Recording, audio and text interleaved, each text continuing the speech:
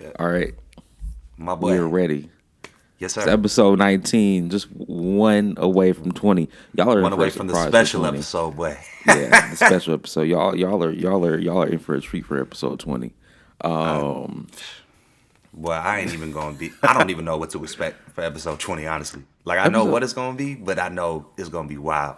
episode 20 gonna be some shit. Yeah. Episode 20 gonna be some shit. We In the got words of our special guest, he got some shit to get off his chest. right. I haven't talked to him in a long ass time actually, so I don't know. We're like 5 days apart, so we talk more often than not. Actually, like Yeah. every so often, we're Geminis like that, so we won't talk for a little bit. Then, like he cut off his wicks, Yeah, so I was like, my boy, fresh start. Yes, sir. On to new things. He be sounding like he got Rick Ross quotes like in his notes. But outside of talking about our special guest, let's talk about our regular host, my boy. Corner section, episode 19. hell yeah, hell Yes, yeah. sir. It's your boy, no name Sage, the Eric Reed, __ like the herb on the socials. I don't really be using Twitter like that no more though. I be watching though. Get back on Twitter. Twitter is Yeah. fun now. Twitter is fun now. You know what I'm finna? They I'm gonna let you introduce yourself first, man. You got to tell the people who you are, bro. okay. I Yeah. gotta let you do that. For our first time listeners, Yeah. yeah, I for can't first let time you forget that listeners, one. my name is Dylan Kemp, aka Don Dill, formerly went by GQ, Vegas Vice Lord. Yeah. Yeah. So Happy Easter, everybody. Passover. What are the Muslims celebrate? I forgot. Ramadan isn't over for Ramadan. a minute, right? Oh yeah, Ramadan is still going on. Yeah. Yeah. They still holding on tight. They're holding on tight. But honestly, like, you know what's so crazy though? Ever since Ramadan started, Yeah. I think I've only been eating like 1 or 2 meals a day. Well, I mean, And like I work. during and Ramadan, I you're not work. supposed to eat during the day. Yeah, but I work overnight. So like when I Oh. eat, I'm usually eating at night. Mm-hmm. I was thinking to myself, could I make it? And I thought about it. I was like, bro, I don't even think they can drink water. Like I think you gotta wait. Yeah, you have to like truly fast, like Yeah. fast. Yeah. I'm Yeah. diabetic. My ass would be dead. See, the Bible I read say, man can't live off bread alone. You know what I'm saying? Not to disrespect though, because like that's a lot of discipline.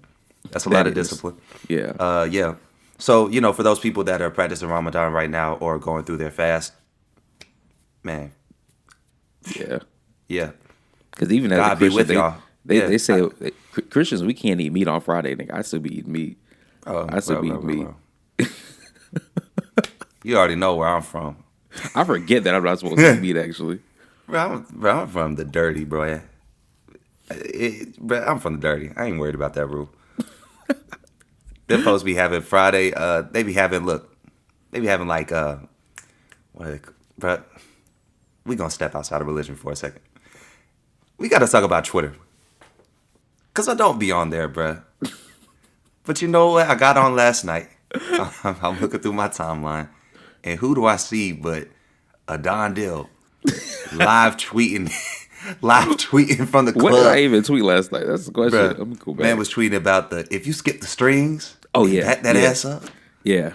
Yeah. So, you lost your remember DJ card. DJ Yeah. card revoked. Episode 18 was basically the card revoked. Yeah. In episode 19, we talk about you fucking DJs. Now, the DJ actually last night, because I went out last night with Alonzo. We went to one of our friends' birthday parties. Spot up in Hollywood. That's dope. And the DJ actually wasn't doing a bad job. He wasn't doing a bad job at the beginning. And he was playing songs that I haven't heard in the club. Like, nigga play Can't Tell Me Nothing. Like, in the club. Oh, Yeah. Man, you talked about Yeah, you not canceled. Yeah, you talked about Ye had his worst verse on Yeah, that famous. one song? Famous. Yeah, the Famous. famous verse. So I'm going to get to that. Yeah. He played a I'm good telling amount you, of Life of Pablo. You live tweeted, bro. Yeah, I was live tweeting the club because I mean I'm in a relationship, so it's not like I'm going to go talk to no joints or nothing. So,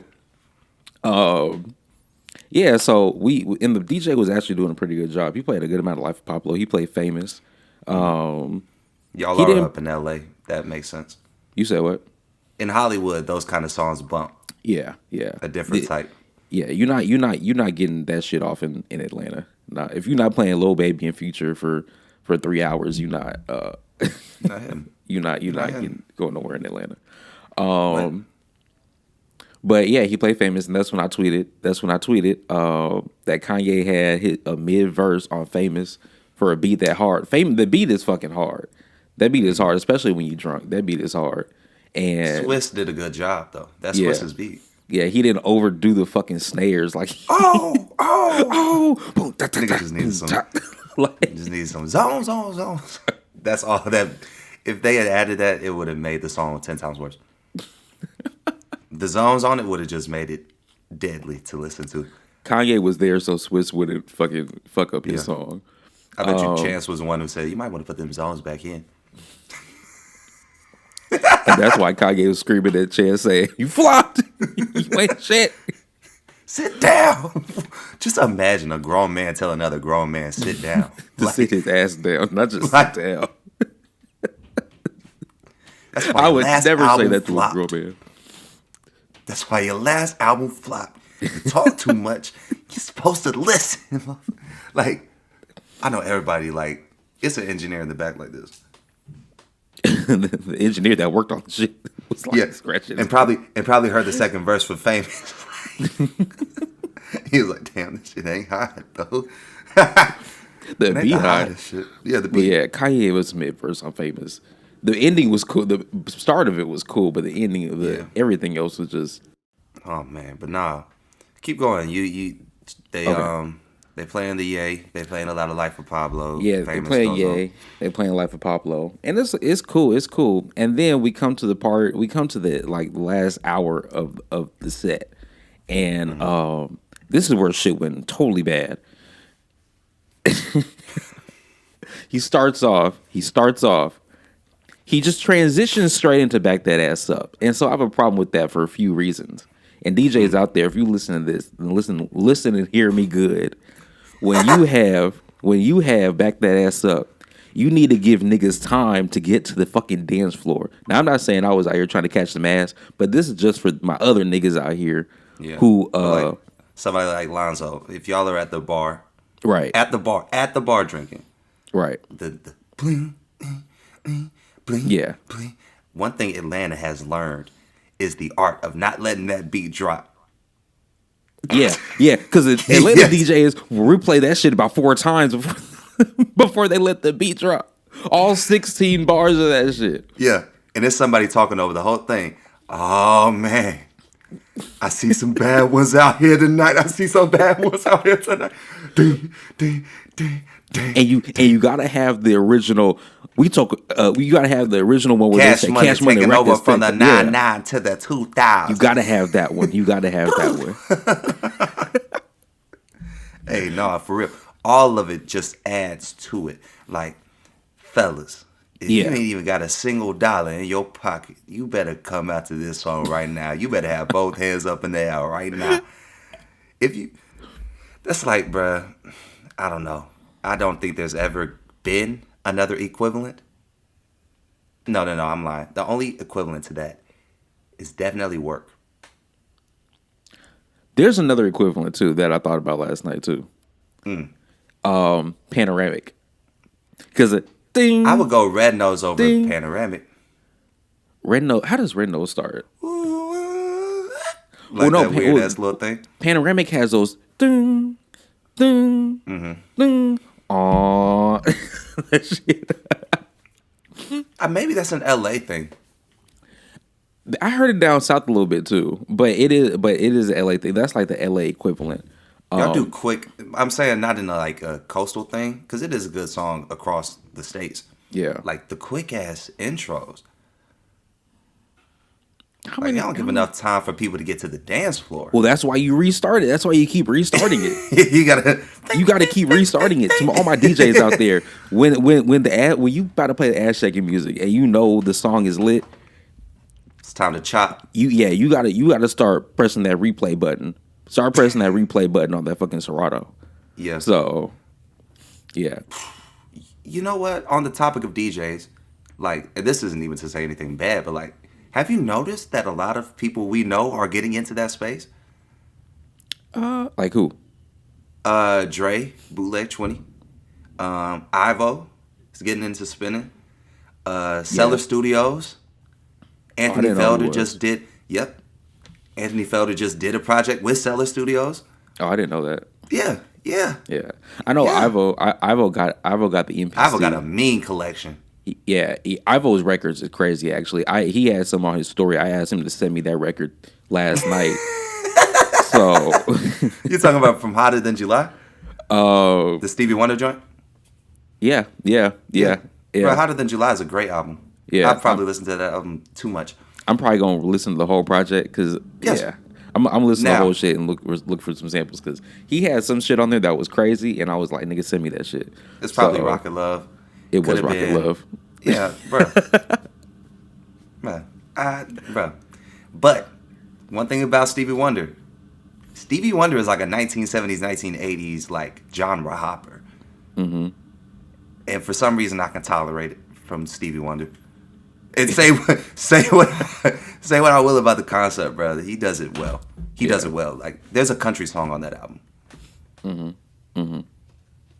So yeah, whatever, bro. But like now, this is a new thing, and Yeah, they're not necessarily doing it for the parties. Nick as well, Slick Nick. He DJs. He has like a whole thing where he like drops his like mixes. Slick Nick.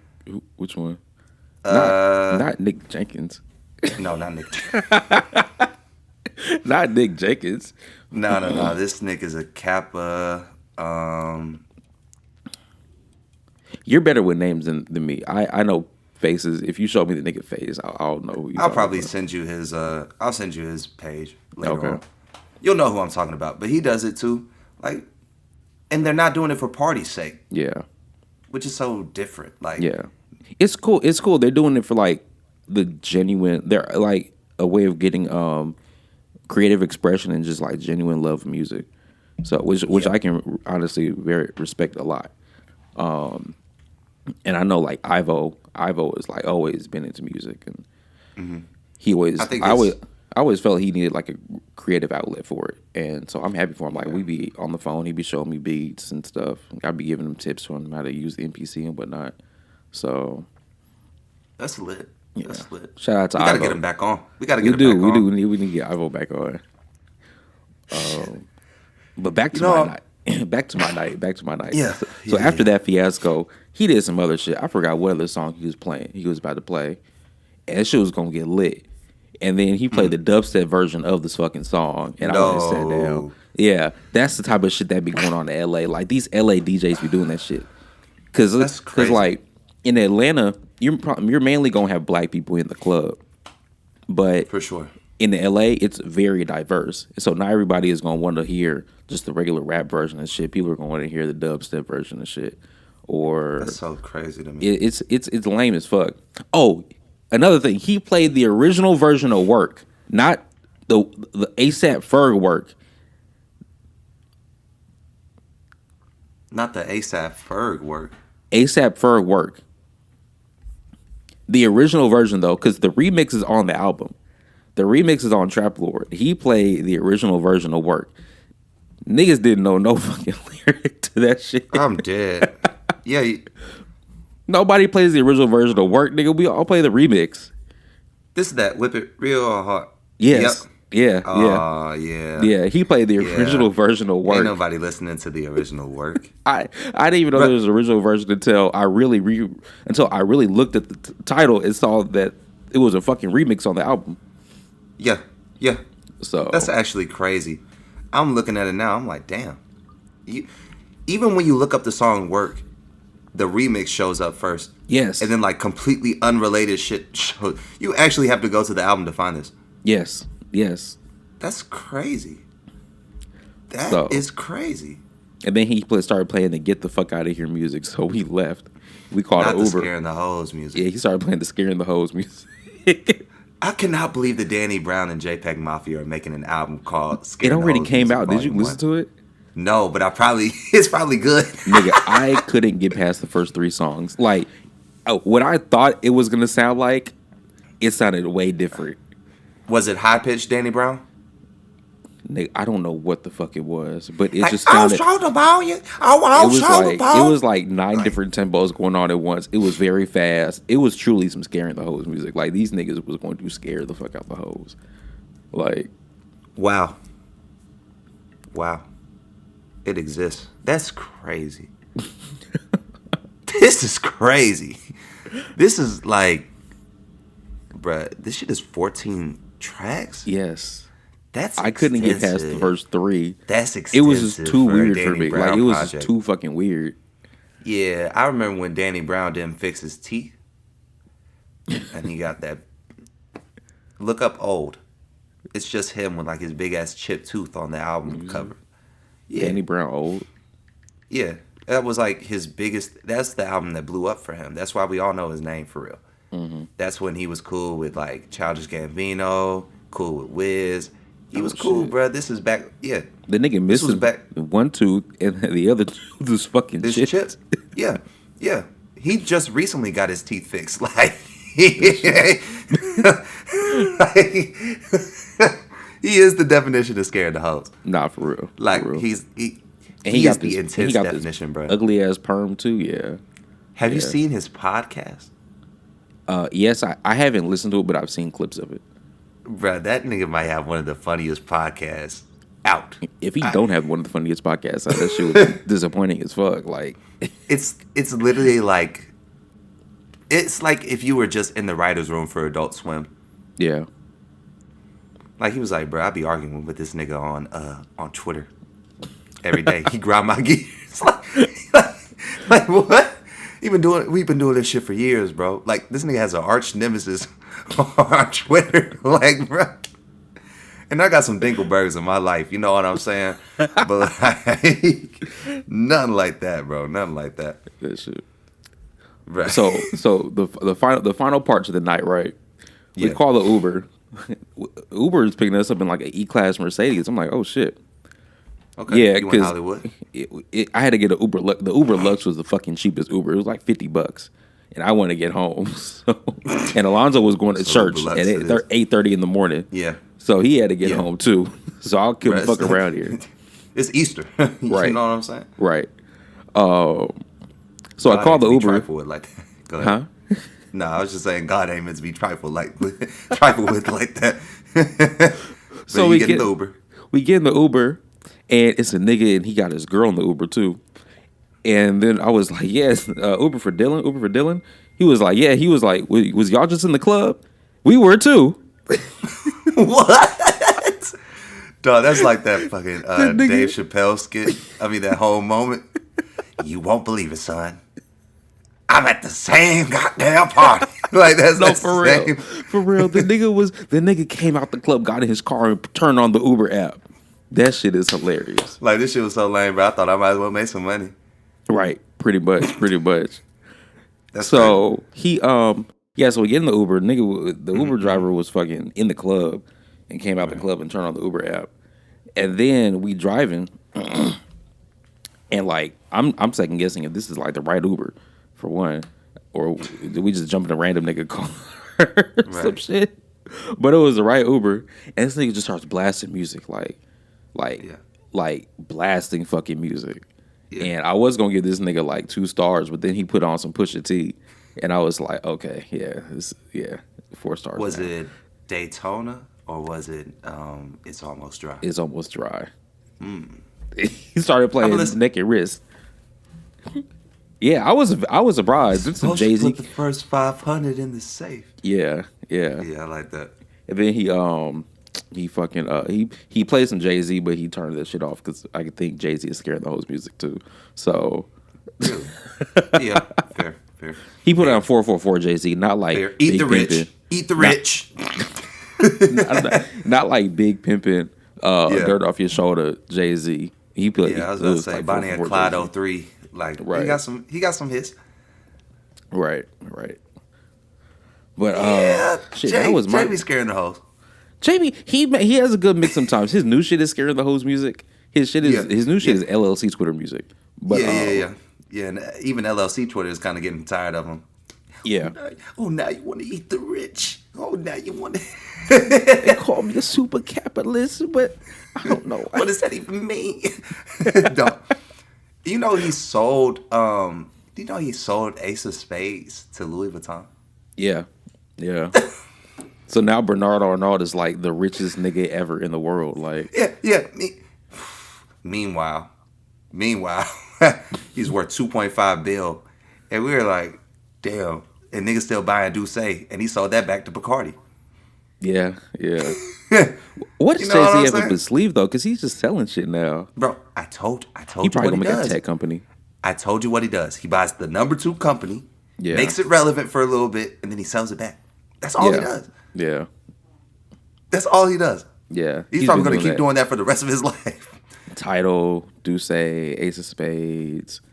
What else? What else has he bought? The Brooklyn Nets, Vimeo. He hasn't sold them yet, has he? I think he lost his majority stake. Oh, okay. That shit Yeah. is crazy. That shit is crazy. Yeah, Vimeo. Like, bro, he love that shit. He loves it, bro. That's his business model for the rest of his life. Yeah. I mean, shit is smart. It's serving him well. A nigga worth $2 billion. 2.5, shit. $2.5 billion. I can't hate. He snuck in and grabbed the money that Ye was missing out on. Right. What if he ended up with like a shoe deal at Adidas? I would never buy. Now, if you talk about scaring the hoes in music, you walk out with some Jay-Z's on. Oh no, those are hoe repellents. Like those are hoe repellents. Like, Nigga got the Jay-Z's on. the Nigga whole got fours. Jordans, Yeezys, a Stan Smiths, and Jay-Z's. Nigga like nah. That shit don't even mix. The Jay-Z's, the hoes. Like, Puma gonna They come out probably with the some, hoes. look, like in that point, Puma gonna come out. No, Reebok gonna come out with some Notorious B.I.G.'s. Or they go redo because they probably gonna bring back 50. Remember 50 had a shoe deal with them too. Apparently they sold a fucking lot. The fucking Reebok G units. Yeah, Icy yeah. soles. They gonna bring back the G units. Dog. At that point, they gotta get Dr. Dre, K-Swiss. If Reebok come back, K-Swiss gotta come back. That's the deal. Nah, for real. For K-Swiss real. were uncomfortable though. I had a couple pair when I was a kid. I never complained about them, but I would not wear them shits today. Oh yeah, no. Those are scared the hoes. Those. If you walk in the club with some K-Swiss, You might as well have had some Shaqs on. no, for real. We gonna know you. We gonna know Yeah. you like. Yeah, we'd 40, rather 50 see you in years old. Filas. Huh? We'd rather see you in Filas in 2023. Because at least those big bulky feelers, it was like you couldn't get the Balenciagas, so you got the feelers. Mm-hmm. But yeah, Fila made more of a comeback than K-Swiss did, and Reebok. Fila and New Balance. They made their come up. Yeah, they made their comeback. New Balance have always been popular though. They're an all-time classic, but like, you see how Converse has to reinvent themselves every so often? Yeah. Like, New Balance went back to basics. Like, No, they for real. went back to their simple silhouettes and like just For started real. changing colorways. And people Yeah. were like, that's Plus, all we I wanted. heard they're like really, really comfortable. Bro, they are the best shoes ever. I own like 4 pairs. I have a couple pair of New Balance. I have the. Yeah. What is it? I fucking have. I forgot. But I used to wear them like all the time. Not because they're comfortable. They're just like fashionable. I just liked them. What are these? The 327s? Oh my fucking goodness. Oh yeah, I got 'em right here. I have 320. I have a pair of 327. I had a couple pair. I had one pair. Boy, them Yeah. things are like walking on clouds. I Yeah, love them. the 327s are nice. 327s are cool. Especially compared to like a Stan Smith. And I'm a love You was fucking Stan Stans. Smith. I still love Stans. I like Stans too. I wish they would make a comeback again. They won't. I like Stans more than Air Forces. It's like a white sneaker. You can get off a Stan easier I than you can get told off Air people that. Force. Down here, you can't get away with that. In LA, you can get away with that, bruh. In Yeah. Atlanta, you say, oh, nah, the Stan Smith go harder than the Air Force. Nigga, you might get shot saying that down there. The Stan Smith is better than the Air Force.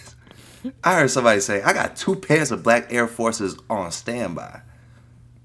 2, my nigga.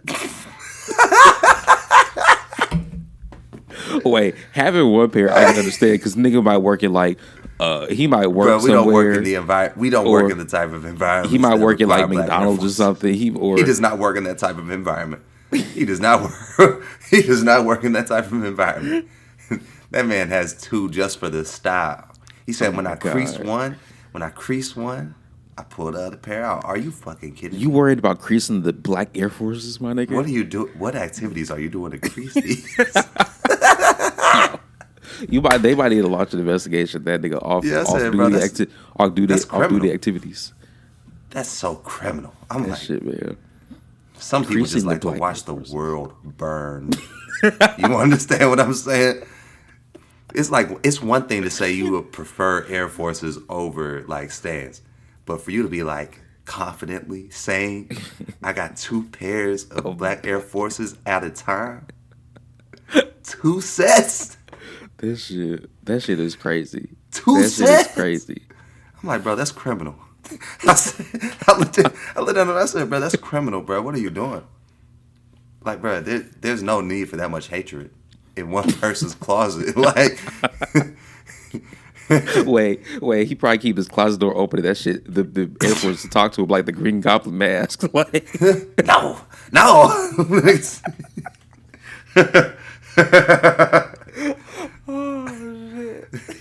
Okay. Speaking of skeletons in the closet, bro, we don't have all the details, but we have to talk about Jonathan Majors because we gave him a lot of praises last episode. Nigga, I put him as the next Denzel. Whole time this man. Shit. Yo, so when we recorded episode 18, it was while the nigga was being arrested. And we had no idea. We literally stopped recording and 30 minutes later found out that he had been arrested. You know what's so bad, though, about that whole situation?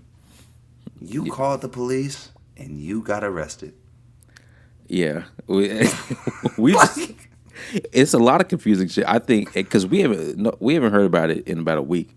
There's been like no news. The lawyers are working overtime. Them Disney lawyers came in like fucking not them feds. Disney lawyers. Nah, Disney sat back and said, "Seems like you got yourself a mess here. We can find another Negro quickly. Y'all better find Johnny Cochran. We're not paying for this. We're not paying for this for you to almost like." Just because it's alleged right now, we don't know what's going to come out. But like, bro, if you got a guilty verdict and we pay for your lawyer, no, Disney is not going for that. Yeah. Jonathan Majors paid for a good team because he knows Disney will leave him out to dry. If he paid for a good team, he needed to start reevaluating that lawyer because why the fuck would you leak those? Would you put out those messages? What type of lawyer did he have on standby? And why is he a lawyer on standby that probably specializes in this type of shit? Because this isn't their first case on this type of deal. Yeah, who's his lawyer again? Let me see. I gotta look back, but like, if I remember correctly, this ain't his lawyer's first rodeo in the domestic violence world. So why hire that specific lawyer? Priya Chaudhry.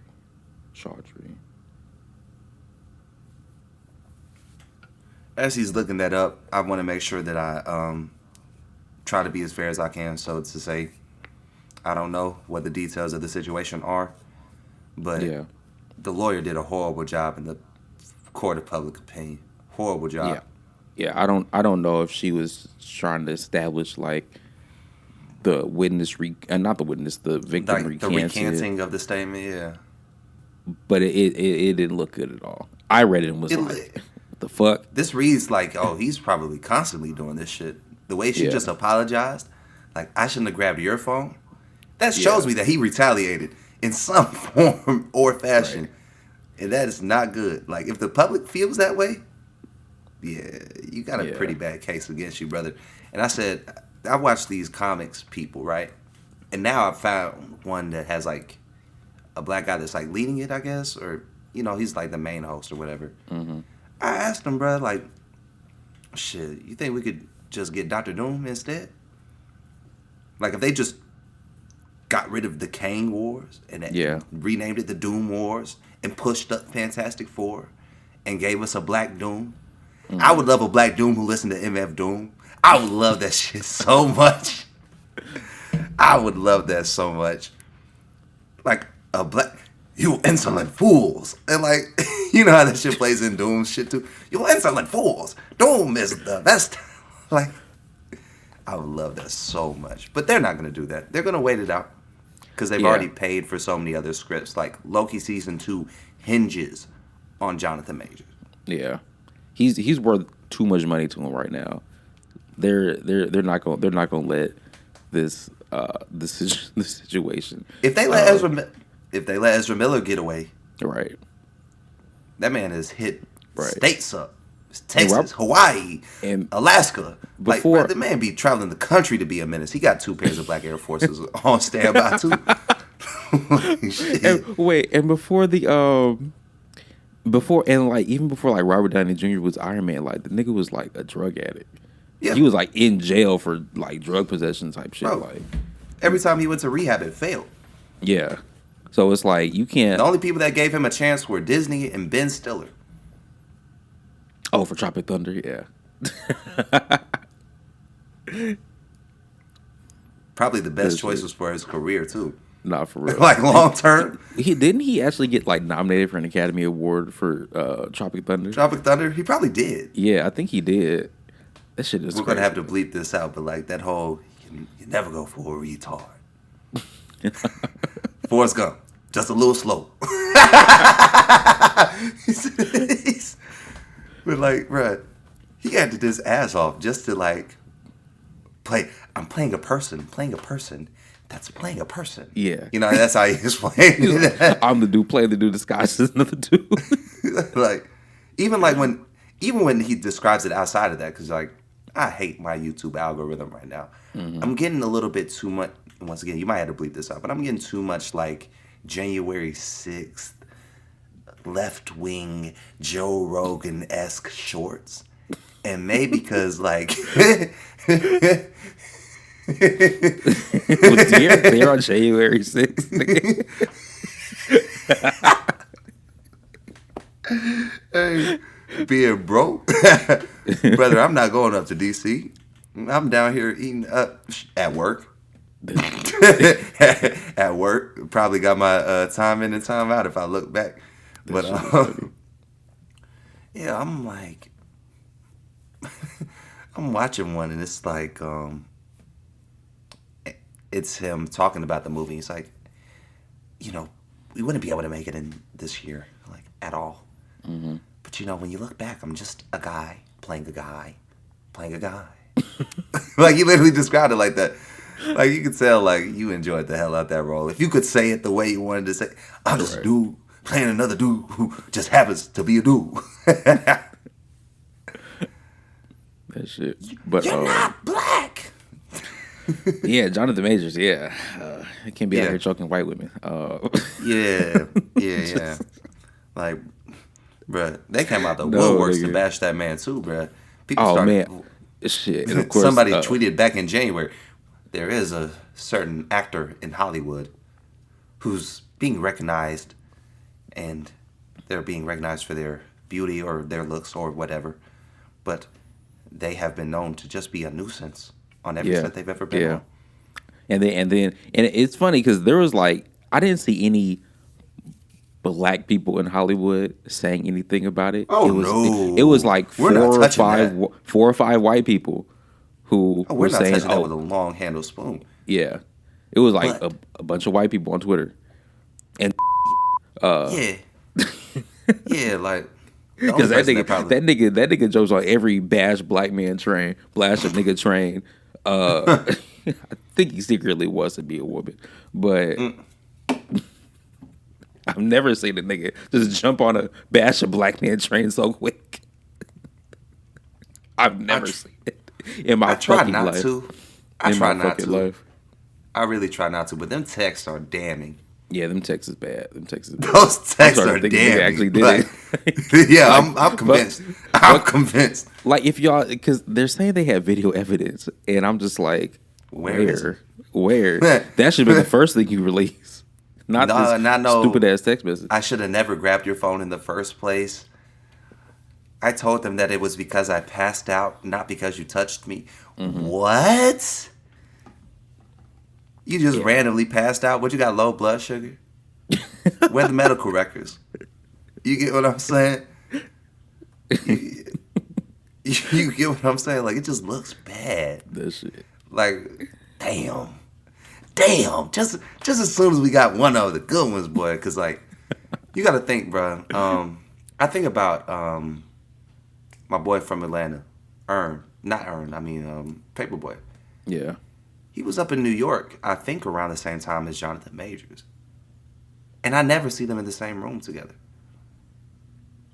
I think they both went to Yale, right? No, Jonathan Majors went to Yale, but Brian Tyree Henry. Yeah, he went to Juilliard, but they're not that far away. They're not that far away, and like, especially when they're both in theater. You get what I mean? Yale. He went to Yale. For real? Brian Tyree? Yeah. Oh, well, then they both went to Yale?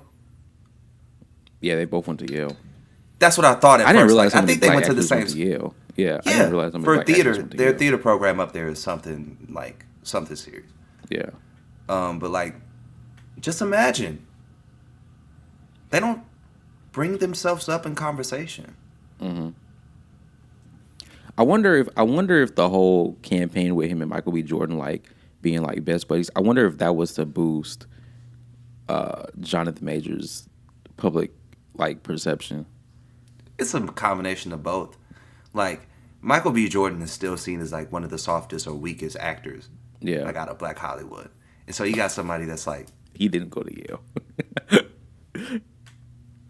And like, not to say soft as in like he's not masculine, but like soft in the sense of like he's one dimensional as an actor. Mm-hmm. Mm-hmm. You know what I mean? Like, we're not going to see him in a bunch of roles. So to see him with like somebody that's taken more seriously right now in the acting world, and then somebody who needs somebody that has like mass appeal, like, it worked on both levels of like where it's nepotism at its finest. Yeah, right. It's De Niro and Scorsese. You get what I mean? You need a good director, but you need a good actor. You need both. Right. But unfortunately now, they're going to have to kill off my boy off everything. He's not going to be the next Creed. Damn. And I was like, man, if they did like a Creed spinoff, but with Dame and like where his life went after, I would have watched another 2 movies. The same way they kept Creed and Rocky for another 2 movies after the first fight. You know what I mean? Yeah. Like, Dame could have been in every Creed movie, and I would have been like, every time you show up on screen, and I would have watched how you doing, little bro? And I was, because of course niggas put the whole movie up on Twitter. Somehow they put the whole movie up on Twitter. Twitter Blue has broken the system. It really because has. they're not censored anymore on Twitter Blue. Like, when you buy that, you can put whatever the fuck you want. Right. And Elon is such an idiot. He don't think that he's gonna get copyright strike. Like, they're gonna catch these motherfuckers, bro. All it's gonna take is one leak of like Blue Beetle, like the whole movie before it drops. Shit. Which doesn't look like a bad movie, by the way. It doesn't. Like, it really, DC is in a prime position to take whatever Marvel's doing. Because I think one reason Marvel keeps pushing everything back. Well, you heard Marvel, they just fired the lady, like the VP of their VFX. Of like, because the shit was ass. Like, you went on social media. But she's been there since Iron Man 1. I don't know how it's gotten worse and the technology has gotten better. Like, Iron Man 1 was they released like amazing. They released 17 projects in 2 years. That's crazy. They should look at themselves in the mirror and be like, we need 17 projects in 2 years. Niggas was the night before was doing VFX the night before shit was going to hit streaming type shit, like before it hit theaters. They say Ant-Man 3, they did last minute edits, like up to the last second. They said that for Black Panther, like they was like making VFX edits like a month before release. Yes. Like, that shit is crazy. 17 projects in 2 years. Like, that's ridiculous. Bro, now you got too much shit going on. That's crazy. You got too much shit on your plate. Like, come on now. projects in 2 years. Miss Marvel, WandaVision, What If, Loki. what year was that? 2020 or 2021? She-Hulk. All these came out all within the same phase. These all came out. There were 17 projects in Phase 4. Fuck. The Immortals or whatever it was called. Shang-Chi, yeah. Motherfucking we're gonna sit here and name all 17 projects. I'm about to look it up. I'm gonna look it up. Google. Yeah, Phase 4 projects. But regardless, 17 of anything in 2 years is fucking too much. Like nigga, no. But that's why I think thank God they're going back to the drawing board on this shit, and pushing stuff back to ensure the quality is right, and they're not gonna overload us, because it really felt like they were it's just overload. So all right, so 7 movies: Black Widow, Shang-Chi, Eternals, Spider-Man: No Way Home, Doctor Strange: Multiverse of Madness, Thor: Love and Thunder, Black Panther: Wakanda Forever. goddamn, That's just the movies. they released 10 TV shows. WandaVision, Falcon and the Winter Soldier, Loki, What If, Hawkeye, Moon Knight, Miss Marvel, She-Hulk. They released 15 projects in 2 years. Either way it goes. I didn't realize how many of those shows I actually watched. I just didn't watch What If and Miss Marvel. Yeah. Like, bro, they released a lot. They released a lot within a short amount of time. Like, it was inevitable that some of that shit was going to be, like... Mid. Yeah. Like, midder than mid. But somebody's got to take the blame. You know what I mean? Right. That's real talk. Like, somebody's got to fire somebody. No, for real. For real. But even if we went back to, like, not the old days, but, like... I wouldn't say Iron Man 1 when they released, like, 2 movies a year, but... Just, bruh, like... Around, like, when we would get maybe, like, 3 movies a year. 3 or 4 is, like... 3 or 4 movies a year is cool, and, like, 2, 3 or 4 TV shows. Like, that's all. Just do 8 within, like, your it. phase. That's half. We literally cut the list down in half. Right. If we had got... I believe that, too. Like, if they had tried to not condense everything, but, COVID was hitting. Everybody was at home.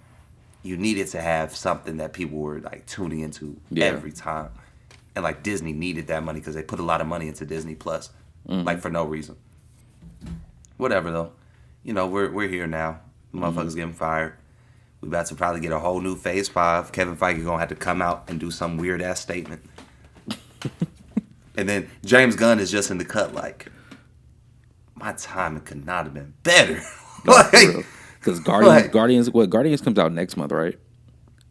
It damn near comes out like this, next month. Like May Guardians May 3rd, May 3rd. And that's the last. That's what the last Guardians. That's the last James Gunn Marvel movie or anything. And then it's just DC from there. But his first movie isn't slated until 2025. Oh, the first James Gunn DC movie? Yeah, first DCU movie under his reign drops in 2025. Oh, okay. They're developing up till then. So is the Flash? I'm still trying to figure. Is the Flash like everything leads up to the Flash resetting everything, regardless of what happened before or what happens after. The Flash is the point where the James Gunn universe is created, and in that movie, we should figure out what is real and what isn't. Gotcha. And they're still keeping the Batman and Joker as just like. They're Elseworlds movies. Yeah, they don't exist in the universe we're talking about. Cool. And like, what's interesting though is like the schedules of releases. Because like Aquaman 2 will release like damn near after Flash, if I'm not mistaken. Mm-hmm. But that doesn't imply that it doesn't take place before the Flash. Okay. You get what I mean? Yeah. We haven't even thought about that. Like, so we don't know. But that Blue Beetle trailer looked good. It did. I because I've heard of Blue Beetle, but I was never like, ooh, let me go watch Blue Beetle or some shit. But I'm gonna go see it. I'm gonna go give it a try. I'm gonna go give that. It was a Young Justice thing. I'm gonna give the Flash a try. Flash looks cool. As much as I hate Ezra Miller, yeah, that movie looks fucking amazing. It Like, looks- whoever it looks directed good. that shit, I can't even fucking cap. That shit looks. Bring It good. Back Zod was kind of like tough. It was tough. I was like, Yeah. out of all the villains you could have brought back, original Zod. Wait, did you hear how The Rock was like mad at Zachary Levi for some Bruh. shit? Yeah, It was 'Cause, like, oh no, go ahead. because he was like, bruh, The Rock held up every plot we could have possibly had. We wanted to use the Justice Society of America. The Rock was like, what? Because he was just because he wants Black Adam to fight Superman, but it's like, isn't Bro, like you are Shazam a your arch Shazam enemy? villain. Like, You're a Shazam yo, villain. get rid of The Rock. Get rid of The Rock. And Oh, he's no done. more movies. Oh, no. No He's more done. movies. No more movies. James Gunn said, like, Good, James. Yo, I am so. James Gunn was like, And I used to love The Rock. Like The Rock, like I used to really like The Rock, like even as a wrestler, because he don't even acknowledge the fact he was a wrestler now. Like it almost. I them saw a steroids video. be talking to him in his sleep, I think. His steroids be talking to him like the Green Goblin man. Like the Black Air Forces. That's the name of the title. The two Black Air Forces. Fucking give me two pair. Two pairs of Black Air Force. I swear, we're gonna just play the Nelly music in the background. Fucking Air Force Ones. About to get to something in my Air Force One. Oh. The fucking diamond. Two train. Black Air Forces still talking to him like the Green Goblin man. Like, for real. No. But that's but Willem Dafoe, I be giving him so much hell. He's one of the best actors that we might ever see in our lifetime. for real. But like, For real. sometimes he be so into it, bro. He's like a serious Jim Carrey. You know what I mean? I can see that. That's his evil twin, actually. Can the Spider-Man come out to play? Like, you know what I mean? Like, That's the nigga evil twin. Like how they said Bokeem Woodbine is Dave Chappelle's evil twin. I saw That's some funny. tweet where they said Dave Chappelle might be Bokeem Woodbine's evil twin, actually. that's funny. That's hilarious. Man. But oh man, but yeah, nah, get rid of the fucker. I'm so tired of The Rock, man. The Rock's in every fucking movie. Yeah. He never want to acknowledge the fact that he black. It's always I'm Samoan, nigga.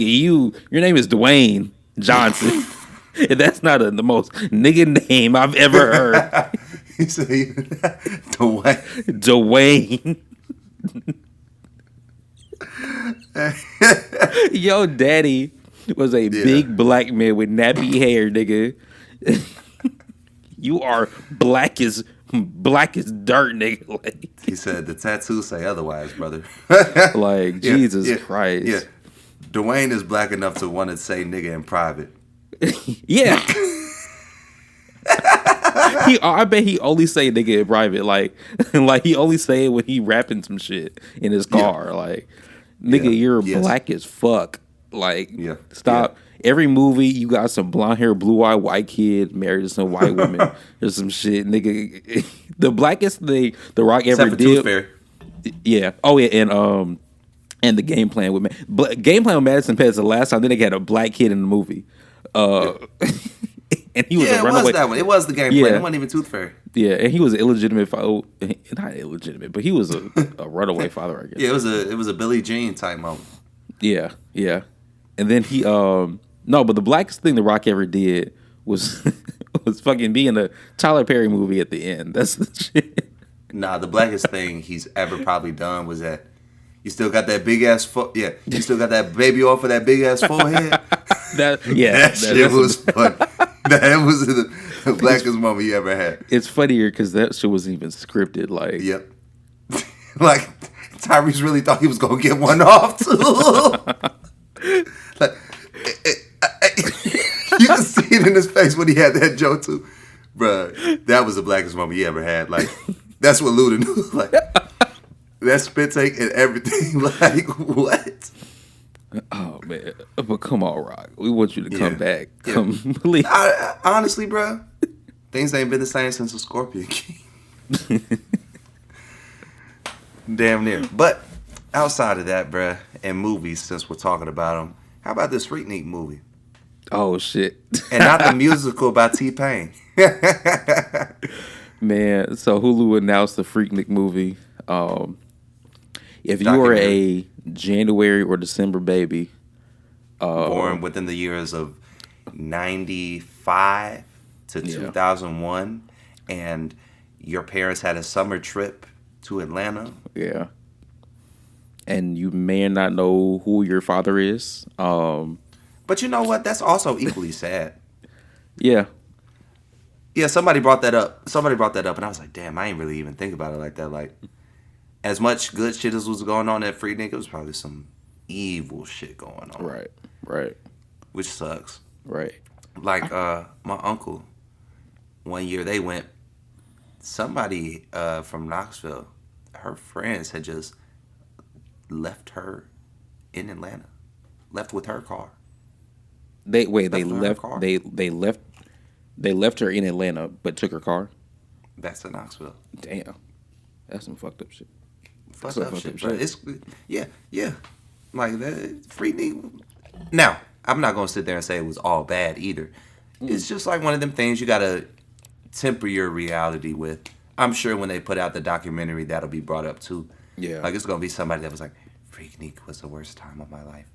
Yeah, yeah. It's definitely gonna be somebody like that in that documentary if they want to do any kind of justice to it. I wonder if this is the Jermaine Dupri, the one he's involved with, because I know because he said on Instagram a while back that he was working on a Freaknik movie, Freaknik documentary. But I don't know. It'll be interesting. Because by the time we were in college, Freaknik, like, and I call it Freaknik. I think it's a coastal thing. I think people down south call it Freaknik. No, apparently that's not even a Atlanta thing. What, calling it Freaknik? It's call a it- Midwest thing. I call it I call it Freaknik. Yeah. You know what I'm saying? It's Freaknik. My dad- I could tell you anything else. My dad was at the first one. Like if you want to know how old somebody is, if they say they was at the first anything, like I don't 93, think 94. huh? 93, 94. No, 80. Ooh. The first one was in the 80s. The Probably first one was in late the 80s. It was in the 80s. It was like 83 or 84. Ooh. Yes. That's early. Yes. Jesus Christ. Yeah. Yeah. But you know, it did just start out as a cookout. Like, Yeah. to be honest, a Juneteenth celebration right now that happens on Morris Brown's College every year, that could blow up one day. You know, I'm saying all it would take was like 5 A-list artists. Yeah. Like if Summer Walker, SZA, Summer Walker came out there on her couch. yeah, Summer Walker, SZA, because you don't have to have so many theatrics at these type of events. Right. You know what I mean? Right. So like, shit, you could have a throwback artist, like a real good 2000s Atlanta artist. Yeah. Bring back. You gotta have Jermaine Dupri there. Yeah, like if Jermaine Dupri and Friends came out like for one set. Yeah, if Jermaine Dupri were to do a throwback, I don't know how I remember that shit so quickly. But a throwback with Jermaine Dupri and Friends, kind of like how Pharrell is doing this thing with Friends. Did you see where they're giving Pharrell like damn near like a skate park or like some type of part of a beach to do some shit with? That's a different conversation.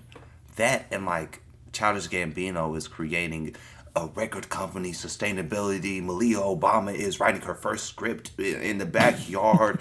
We're trying to In get the coffee backyard. built. You think I'm lying? The name of it is called Gilga, short for Gilgamesh. Nigga owns property out in the middle of California, like, and is growing oranges right now. But he was like, you do know that this script fails, like you don't get a career, right? Because you're Malia Obama. Yeah, I heard him Right. say that. I heard him say that. Yeah. He was like, "You're the president's daughter. Like, if you make a bad movie, that shit's gonna like stay with you for the rest of your life." Yeah, you don't get a second chance. He's not wrong. But yeah, all these people are doing all this shit. So Jermaine Dupri and friends, he gotta have a good ass like. You gotta have two good artists. If you could bring back Outkast for one night, Yeah, he got a Outkast and Usher. Outkast and Usher. Usher would be tough. Outkast Usher and would be Usher. like the fucking closer for the show. Outkast, Usher, yeah. Yeah, Jermaine Yeah. Dupri and friends, Summer and SZA. I would go with that concert set all day. I damn near would replace Summer with Don Toliver. I'm fucking with Don Toliver lately. I That think new I album. think he has better music for stadium for big audiences. Have you heard his last album? Did you hear Lovesick? I need to re-listen to it. I listened to it, but I need to re-listen to it. There are certain songs that like you can skip, but like I don't know. Every time I listen to a Don Toliver album, Yeah. every time I listen to a new album, period, I'm listening to it like, bro, my taste has changed. Like these are artists I would fucking hate it in 2016. You know what I mean? Like in 2016, I was, where's real rap at? You know what the fuck I mean? Like, so like my whole thought process has changed on what I consider to be good music or you know or not. I think when I was going through my real rap phase, I'm mad I never found out about Griselda. I didn't find out about Griselda until like 2019, 2020. Yeah. Yeah. Because like if I found out about them, because how long they've been putting out music since what 2016, I think. If I found out about them in 2016, I would have been like the biggest Griselda fan. It would have been such a weird tonal shift for you though. We weren't ready for that.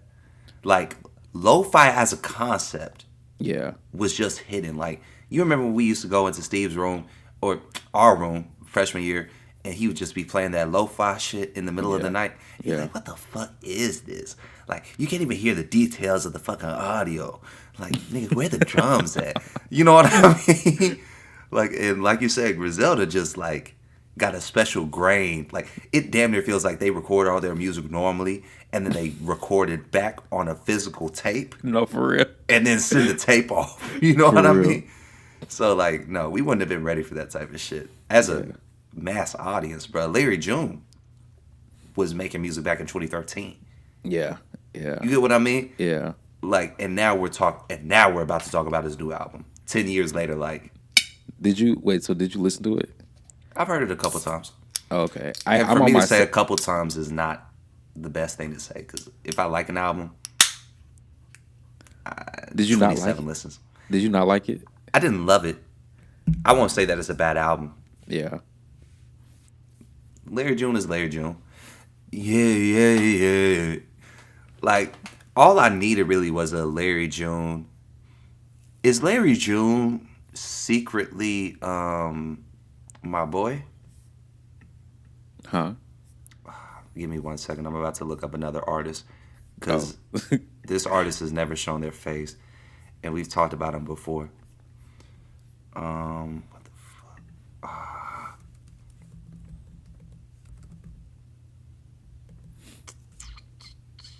Oh, pussy nigga, blah. Who's that? Fuck. Matt Comey. Matt Comey. Are Larry June and Matt Comey the same person? No. They be having similar hooks. They be having some similar hooks. Shit, if Matt Comey was like Matt Comey by night and then Larry June by day. Fucking Larry June in the day. Fucking talking Clark about like Kent and talking about Superman. like sustainability and like lavishness during the day and like at night. He's talking about Murder season yeah, that's again. what I was gonna say. Talking about Murder season again. I would not be surprised. That shit would be hilarious. I would that not. nigga was like Batman at night. Yeah, like Clark Kent and Superman, like the nigga just take off his glasses and that all of a sudden you just can't tell the difference. Right. Matt Comey make Matt Comey take off his mask and his and he's Larry June. That shit would be funny. Their hooks are similar, bro. Yeah. That's all I could think about was like, this is missing some Matt Comey. Larry June and Matt Comey on the track. I think it would be pretty good, actually. I think it would be great. I think it would be amazing. Cool. That shit would be cool. Like they both have really good senses of flow. They Yeah. have really good ways that they like. I'm telling you, there are a lot more. But I would not be surprised. I would not be surprised. We should do some AI shit and like get them both on a track and like have And an Chat AI. GPT. Yeah, chat GPT Alchemist beat. And like, It probably would go platinum, hood platinum. nigga. Throw enough grain on it, people would think we just leaked it. Not for real. For real. That's the AI shit is kind of that's kind of dangerous actually. That is 'Cause dangerous as you fuck. gonna start thinking like, damn, oh so and so just dropped a new track. Yeah, And then unreleased. Right, unreleased music about to like unreleased music about to go platinum. You about to yeah. Now you'll never know who's really leaking what, because Right. anybody can say, "Bro, that's just AI." Niggas going Chat GPT a whole Kendrick album talking about he just dropped again. Did you hear that one where it's like, "Make it up, take it up, take it up"? I don't think I did. Bruh, I've heard it all. I've heard him rap Through the Wire or some shit. Like, Yeah, like, I don't like it when they put Kendrick over other people's songs because it doesn't sound good. Like I don't think it sounds right at all.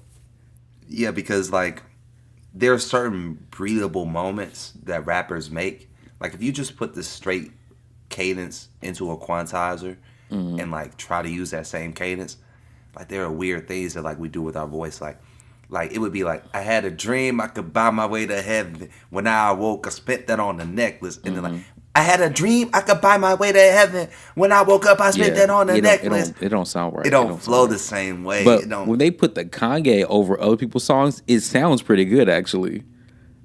The Kanye over other people's songs sounds pretty good. Like damn, Kanye because could the be on these Kanye niggas' auto-tune, songs. the Kanye auto-tune makes him such a universal sound. And I think he knew he was going to do that. Yeah. He's like, bruh. When Michael Jackson hyped him up one time, hey, who's singing on this? Yeah, he made Good Life after that. Yeah. Or no, what did he make? After that was 808s. It was Good Life that he heard. Yeah. He heard Good Life. Yeah. But it's so funny though, because he went with T-Pain on the hook. Why is that funny? Did he hear Ye or did he hear T-Pain? Oh shit. Oh, I don't know. You get what I'm saying? I mean, so that's another conversation because like T-Pain says that Ye still hasn't paid him properly for 808s yet. Yeah. And I believe that. I mean, believe now that. ever since the Yeezy shit came out, now it's like we hear that Kanye is bad at paying niggas, which Bro, is he sucks at paying niggas. Bro, I remember when the Sunday Choir was like, bro, we're going on strike. Bro, them motherfuckers broke away from Ye and started making money. Like, bro, they did the background vocals for Mayor J. Blige at the Grammys.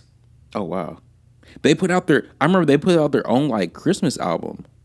Bro, they're making money without Yeah. they're making money without Ye. That shit is crazy, man. Come on, yeah, Ye was a billionaire, not paying niggas like that. Don't even make just not sense. paying niggas.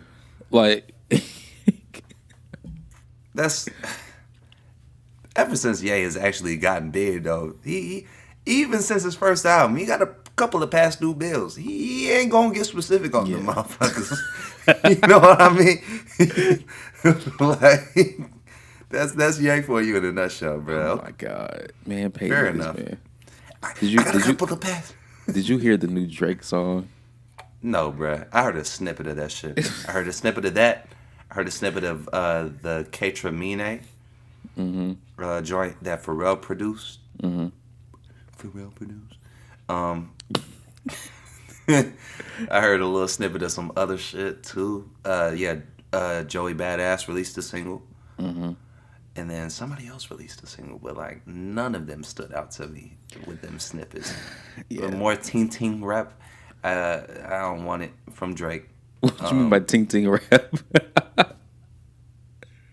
He don't need to be doing that drill shit. He don't need to be doing no more of that. It wasn't. The song wasn't drill. Or was it more like it was more that R&B Drake, wasn't it? That Caribbean type feel. No, I don't know what the fuck it was. All I know is that at one point the bass started like rattling my ear because it was like I don't know, but I heard like, it on my phone speaker. That's how uninterested I was. Nah, I listened to it in the car and that shit. And I don't even think I finished the whole song actually because the song is 5 minutes long. Oh, I heard Yachty's new single. How was that? Yachty's on his own little roll right now. I saw him on SNL, and I just like I can't.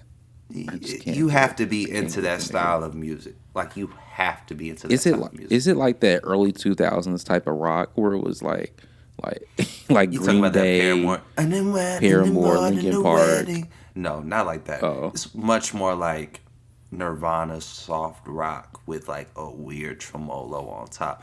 Like it's literally like the Poland. It's the Poland voice.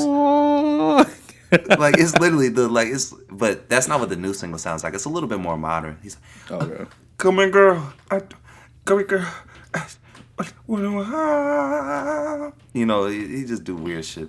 It just works for him. It's like funny. If you're a fan, you're a fan. It's funny because when Yachty made that transition, I guess, over to rock, he was saying, I'm more than just a rapper. And it's like, nigga, we never took you seriously as a rapper. Like, like what the fuck? From the day he released Minnesota. Mm-hmm.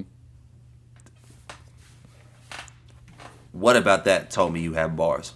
It's not like he ever aligned himself with like nigga did a song with the Arizona. Toughest of rappers. Like you didn't put yourself in conversation with Lil Wayne. Right.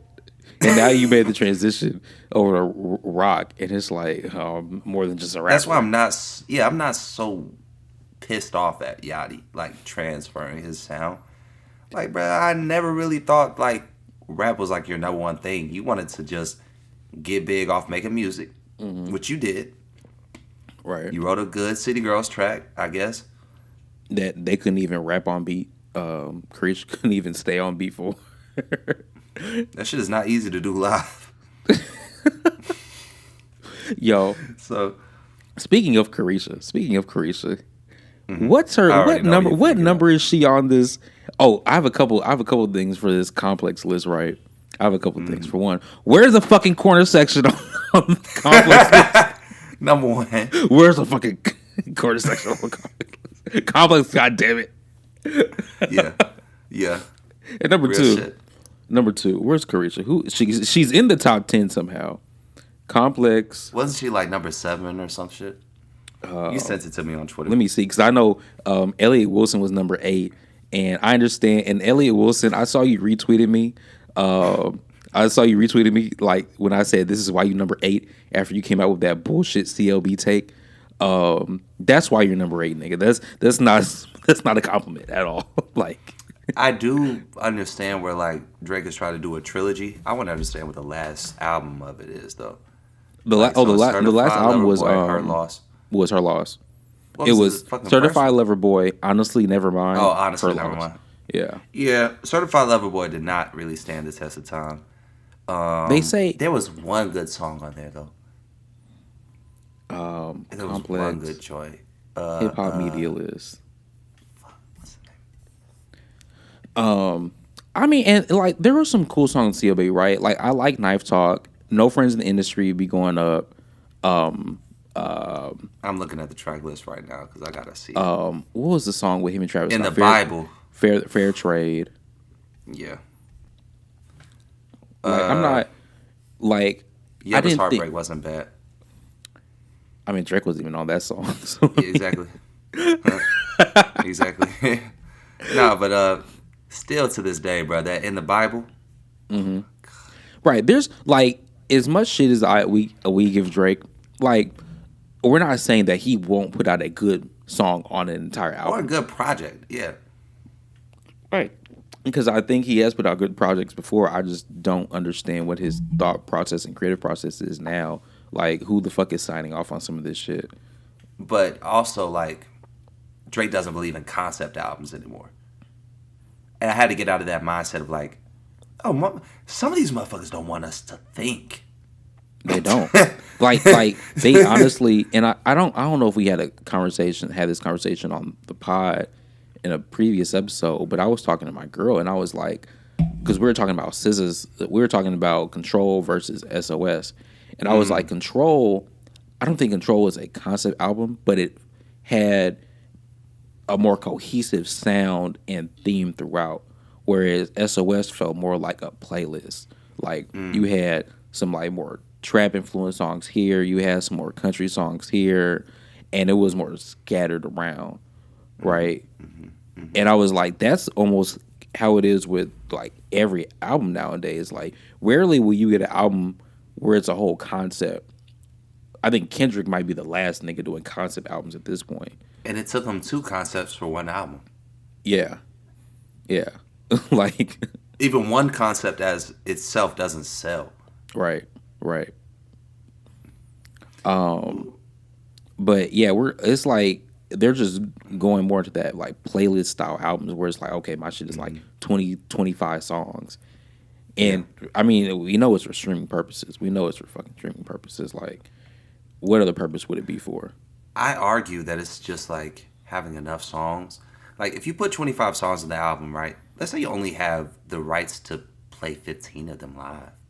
Mm-hmm. Maybe you have to play the numbers game like that now. I don't know. Like, I don't know. I'm on 40% of the live rights. Almost half? I don't know what I'm saying? How would you even divvy that up? I don't know how I don't know how those rights work. I mean, I took a music industry class like 4 years ago at this point. Yeah, that's what I was about to say. It's been a minute since you probably... It's been a minute. I still have my notes, but I don't remember really like how performance rights work. But I don't like, and the funny thing is, I thought we were moving out of the streaming shit where artists just put out like 20, 25 song albums that were like 2 hours long and like for streaming. I thought we were moving out of that. Yeah, because that was really big, like 17, 18. That shit was huge. We didn't understand how much money you could, and in turn could not make through streaming. Right. Like, they didn't know they were going to get fucked like that. And the thing is, the label takes, so like out of every like cent, out of every cent, the label takes 33%. Does the publisher take money? I forgot. Yes. But artists is left with like scraps. The writers have to get paid. If you gave your producers money, they're getting paid off that stream. Yeah. You've already cut the pie 3 ways, and somebody already took a third.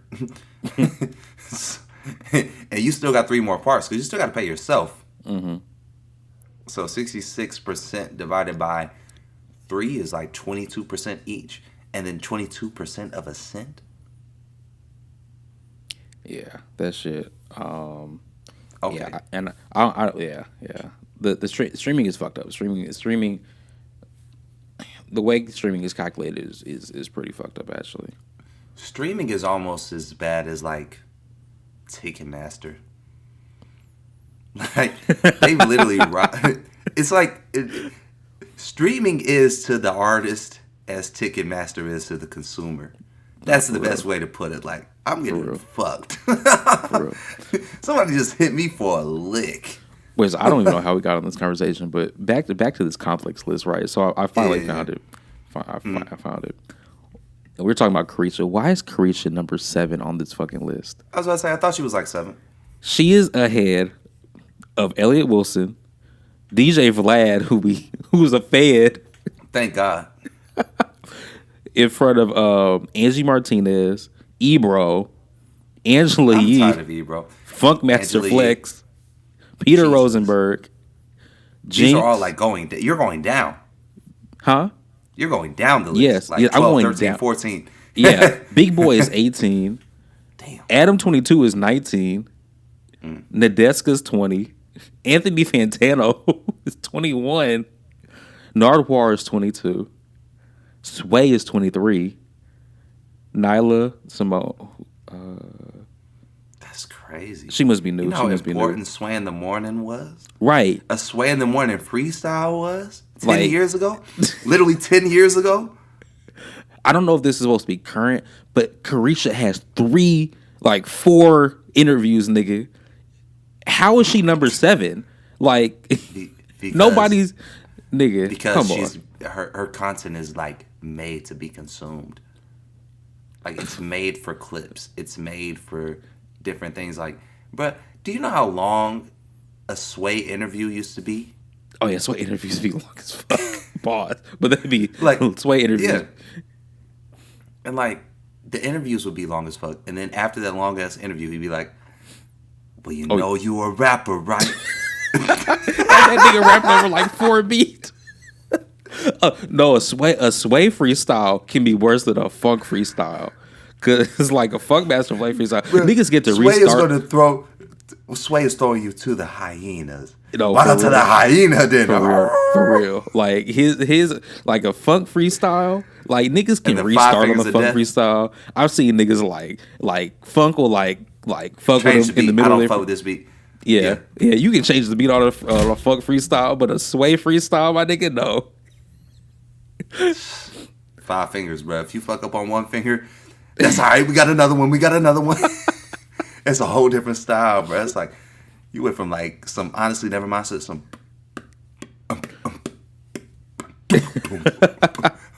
There's like boom, boom, boom. Like you went from some dance club shit to some early 2000s. Nowadays they'll put the drill. There's some new drill shit. I'm in the ting ting pong. I'm in the ting ting pong. Oh man, but they got yeah. That's horrible. That's a horrible list. I mean, I'm not mad at the top 5. The top 5 at 5 spot is Nori. 4 is Gillian Wallow. 3 is Charlemagne. 2 is Academics, and number 1 is Joe Budden. I'm tired of Academics getting more credit than like actual interviewers, though. Like Academics is a streamer who repeats. He's a streamer who repeats reports. No, for like I think he interviewing 6ix9ine. I mean, that's like the only nigga he interviews. How was LA Fitness? How was LA Fitness the other day? And I still don't think, as much as he be on Drake's dick, I still don't think he's gotten a Drake interview. He won't. Drake don't do interviews for one. And if he's gonna do interviews, he's gonna do them with somebody who's not gonna ask him no damn questions like LeBron or Elliot Wilson. Or that white guy on Comedy Central with the long hair.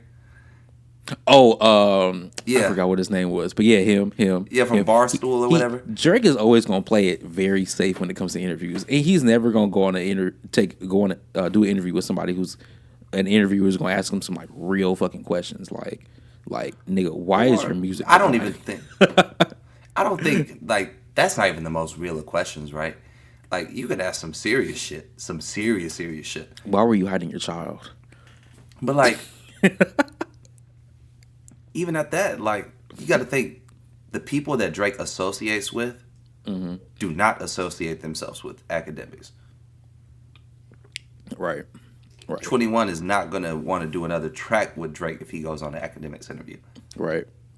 And I don't even want Drake to do an Academics interview. I don't even want that. Because nobody does.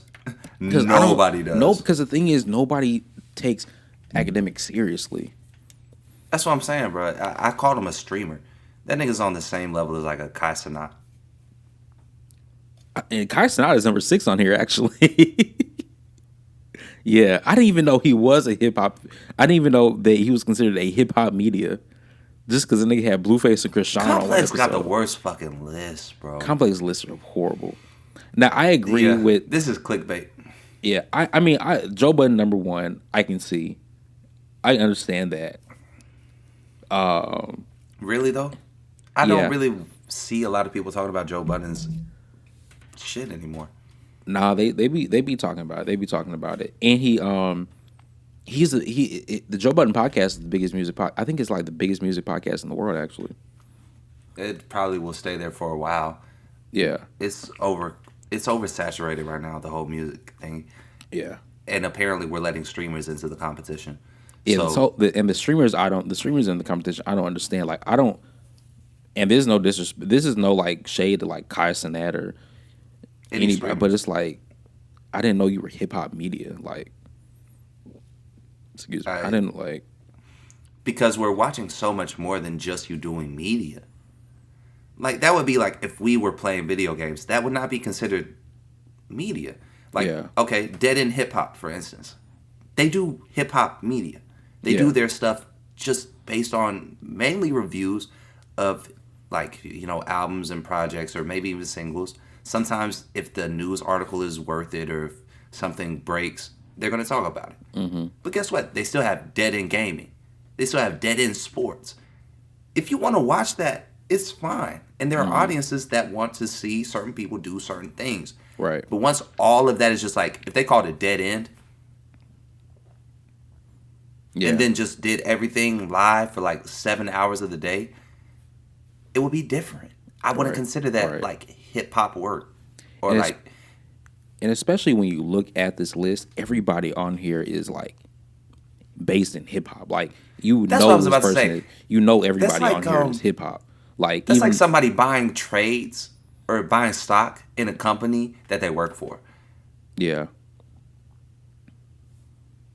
And not in the, well, not that, but like, you know what I mean? Like when you have Trader Insight or like insider sites to like what business deals are going to go well and what's going to make another company blow up or what companies are short.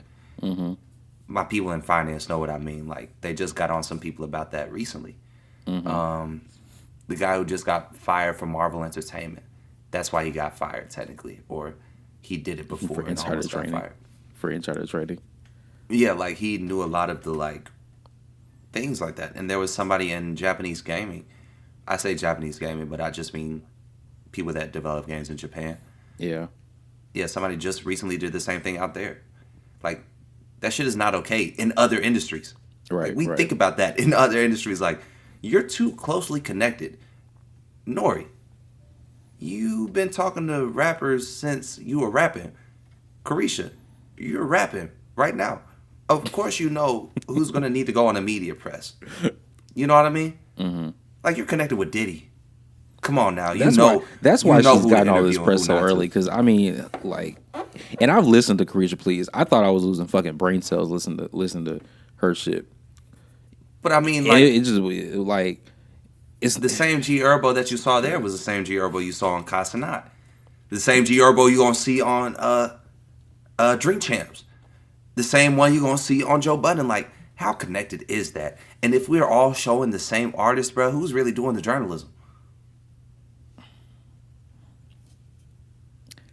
Yeah, I don't.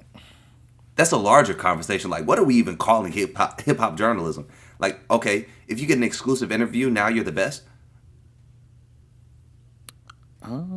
Like the first person to get a Drake interview that's a tell-all is the best. Does that mean when Oprah gets it, she's become a hip hop journalist? If they put Oprah on this list, I'm gonna fucking. You know what I mean? Like Complex. What are the requirements? You got to show me the requirements and the rubric. This list, I don't know if because it's not based on social media following or anything. Because like Carisha's number 7 with like 6 million followers, and Joe Budden has like 1 million or some shit. That's crazy. But like, I don't know if it's is he number one? I don't know if it's based on like clips. Because if you look at this list in terms of people who are always on or always have something trending on social media, I feel like that's what this list is based off of.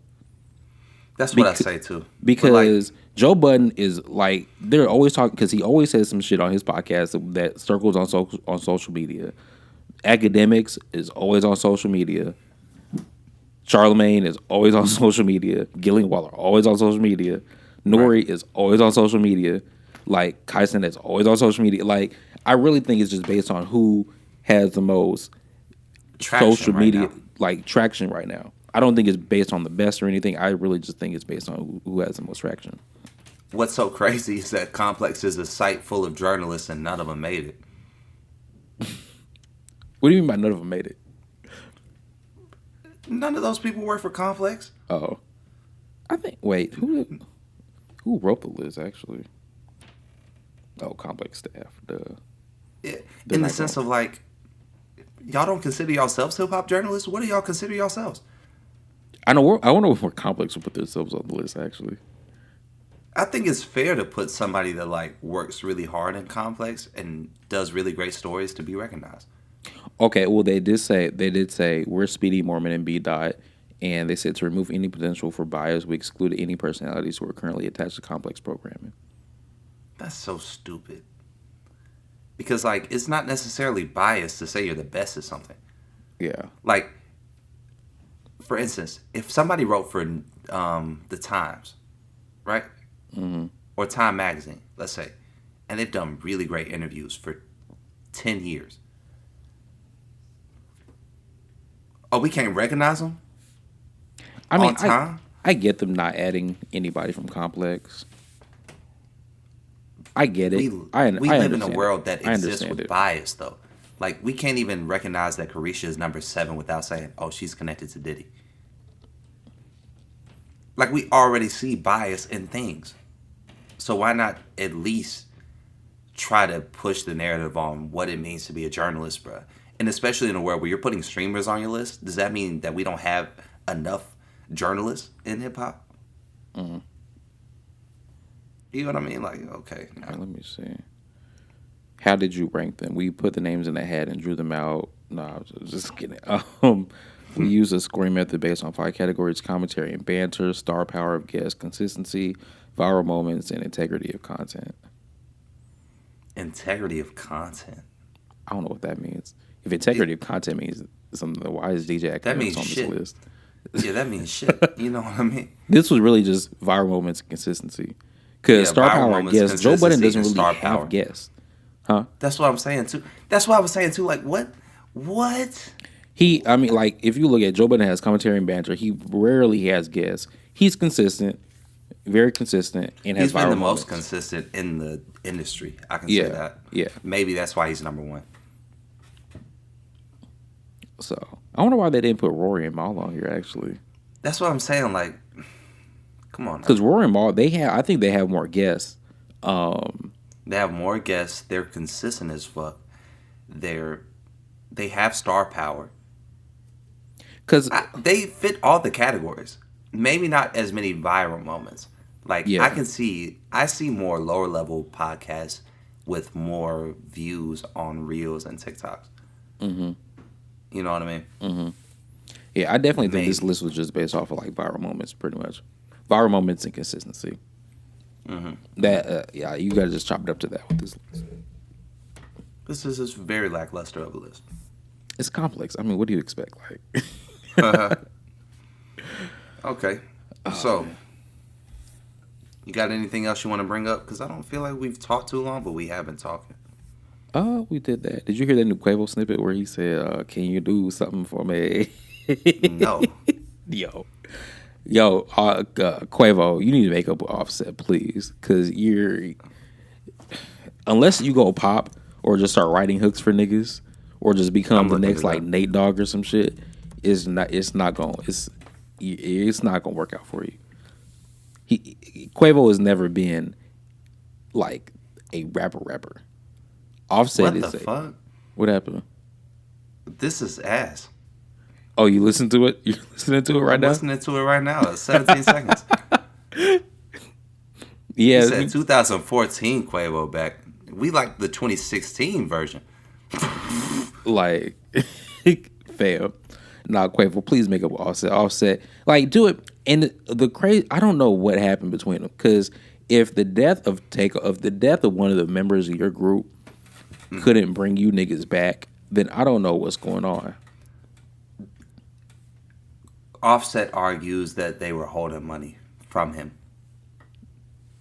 Wait, so was all the money going straight to Quavo? It was like he distributed the money or some shit? Because I know he has a Quavo lawsuit. and Takeoff were still together. So yeah. Offset was the one who really felt shorted in the deal. Mm-hmm. I know that much. And even then, he paid QC money to get out of the contract and get his rights back to just make Offset music. Mm-hmm. And allegedly, he paid for part of his catalog, if not the whole thing. And QC held out on their part of the deal. Okay. Then all of a sudden, you got Quavo and Takeoff selling leaves. Bro, you know they sell Grabba in your local fucking corner store? They sell what? Grabba. Like, smokers will know. Yeah, okay. They sell shit. They sell paraphernalia. Okay. For all intents and purposes. Quavo and Takeoff? Yeah. They were. Well, now Quavo, but. Quavo. Yeah. It's called, straight out the Jungle. Gungo. Mm-hmm. Jungle leaves. Okay. Now, bruh, they have the right to that shit. Offset can't really shit that's even related to like Migos songs because he doesn't own like publishing rights. You know what I mean? Yeah. And like Offset feels slighted by that. And he's the only person out of the whole Migos that, and that's an honest fact, that looks at the numbers and the statistics and sees where the trends are and tries to figure out how to play best into that algorithm. Yeah. I can give that to Offset. Offset knows how valuable he is or is not depending on the market, and for him to shoot for his royalties and his catalog back, I get it. For QC to hold off on it, I also get it, because like, how do you pay a third of a song? Like, there's no such thing as a third of a Migos track. Either it's the Migos or it's not. Well, As far as QC might be concerned, from a legal perspective. it depends on how they did their deal, because I guess the fact that they're able to do their own studio albums, they might each have a deal with QC, which means if means if you're doing a song split sheet, then each one of you guys has your own split of the song. So I think, well, I don't know, but I agree with that part. I just wonder, like, what's the best way to put this? If Offset were to like drop an album, does that say Offset, an offset of, no pun intended, but like an offset of, or a subsidiary of Migos, the brand? You get what I'm saying? So like, yes, Offset can drop an album, but like the same way, like Migos is just a name. It's still released under certain publishing, under this. I think it goes like Offset, Migos, QC, label. So are you trying to see what the album will be distributed under? Not even distributed under it, to say like who directly owns it, like who has the last say. You get what I'm saying? The label, the label would own the album. Whichever label he is signed under will own that album. It'll go directly. QC is always going to be the middleman to the label. So regardless of what label it's signed to, QC has to get the cut first. QC is under Motown, but QC exactly he is signed to QC, which is a subsidiary of Motown. So that's what I'm saying. Like, what if you went, instead of cutting the cake and saying like there's Migos, and at the same level there's Offset, there's Takeoff, and then there's Quavo, going there's Migos, and then Migos is still divided. Well, he's not. Well, that's where it comes in. Like, I think that's the whole issue right now. Because is Migos signed as a group, or are they signed individually and they just call themselves the Migos? I think they're signed as a group. I think they're signed as a group. Well, the group is defunct, so I mean, it doesn't matter though if the group still exists legally. Like, in the sense of like, when a Migos song comes on the radio, who gets paid? Regardless if they don't make new music. De La Soul is defunct. Yeah. R.I.P. But like, even before then, they didn't make music for a while. Right. You know what I mean? But somebody still gets paid as a label for that. And I think when Offset tried to buy his name out, he didn't understand that he was buying a subsidiary of the whole Migos brand. You get what I mean? Okay. You get what I'm saying? Like, you own Offset, but you don't own a piece of Migos. I think there's a video. I think, what was it, Chili? I think she was talking about how like she was getting paid from when she was on TLC, and like how $1 million got broken down or some shit. But and if I can find the video, then I'll send it to you. But I think that's how groups get paid, because I'm not completely sure how groups get paid. They might just get a lump sum of money and then just divide it equally from them. And every deal is different. You know what I mean? Yeah. Like, there was like Alchemist when he was in a rap group in the 80s. They got paid a lump sum. They got paid for a tutor to come out with them on tour, and A tutor? How old Yeah. was the age? Like what, 12 or some shit? Alchemist 16? was like 15. Oh shit. And apparently, like, the tutor was like, bruh, if y'all keep me some weed on this bus, I'm just gonna do your work while you're on tour. Never mind. So like, where did I just leave off? I forgot. No, I said something about TLC and the it being broken down and the deal.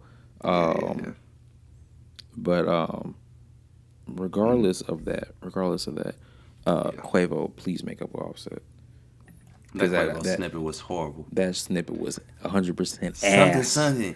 Can you do something for me? I'm like, how are you gonna take 21's shit now? Like, I mean, Drake's. Drake How you gonna shit. take Drake's shit now? That bad? Like, unless you wrote the original, which Quavo has ghostwritten some shit. And, I wouldn't be Drake surprised is not. And Drake is not known to not take a ghostwriter. Oh yeah, when we What is it? Elliot, but a rapper with a ghostwriter. What the fuck happened? I didn't know Kendrick had That was been exactly subbing for Drake. That was subbing exactly Drake for Drake. for years, and Drake didn't want no smoke. Untitled Unmastered, Untitled 2. We don't want Problem. We don't want Trick. They say it's not Trick. It's supposed to be Drake. Drake We don't don't want no want smoke with Kendrick because We don't want Drake. We don't want Trick. Like, it's a great double entendre because, like, you're tricking the people, bruh, into thinking, like, Yeah. you're writing your own shit. It's a great double entendre. If he had released it, I wonder Drake what the wasn't gonna fallback. He wasn't going to respond. Drake didn't respond to Control. I mean, like, if you don't respond to Control, and Yeah. that's where the nigga said your name, like, Yeah. come on, That man yeah. said, I swore I wouldn't tell. That's some evil shit. But some of y'all be sharing bars like you got the bottom bucket, the 2-man cell. Two-man cell. Come on, bro. Some in the water. Some in the water. And it's funny because I didn't even know that was like a sub Definitely. until I was like doing a driver's ed course, and the guy, it was a black dude, and we were talking, and I think King Kuta came on, and then he asked me something about like Drake and Big Sean having ghostwriters because the writing sounds the same almost. And then he was like, yeah, Kendrick said it in King Kunta. And I was like, damn, I didn't even know that. But like, yeah, Drake don't want no fucking smoke with Kendrick. I was going to kill a couple rappers, but they did it to themselves. That's some crazy shit. Yeah. But the only person both Big Sean and Drake survived, but I will argue that their sounds have changed dynamically. Yeah. I think Big Sean has regressed, if I'm being honest. I don't like Big Sean as a rapper. I don't like Big I Sean liked as a him rapper. on that Larry June. Oh no! On the Larry June, I saw some tweets. They said they bullied him into giving a good verse. Even his joint with Hit Boy was decent. On the Hit Boy album. Nah, Hit Boy and Big Sean did the albums together.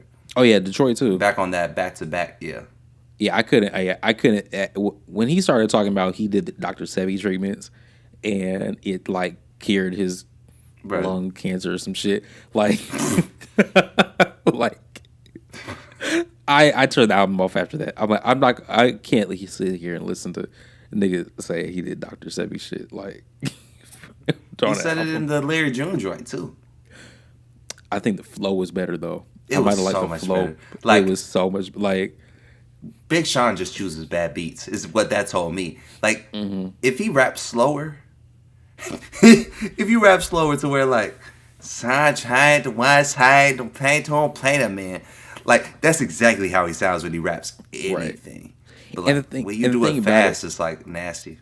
Like, an Alchemist beat, if you can't rap over an Alchemist beat, and I love Alchemist beats, but Alchemist beats are, like, bread and butter. It's steak and meat and potatoes. It is drums and a loop. And barely drums. Barely. It is drums. 808. You can't hide behind an Alchemist beat. Yeah, no, an Alchemist beat, you have to sound good over an Alchemist beat.